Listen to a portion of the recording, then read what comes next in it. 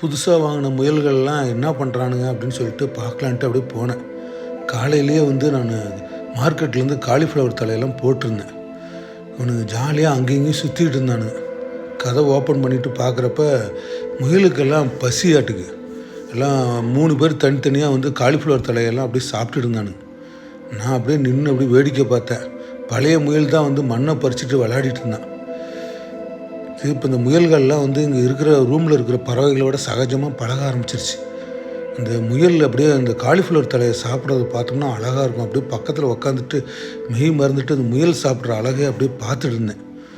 ஆனால் 3 முயலுக்கும் நல்லா பசியாட்டுக்கு நல்லா போய் சாப்பிட்டு இருந்தது.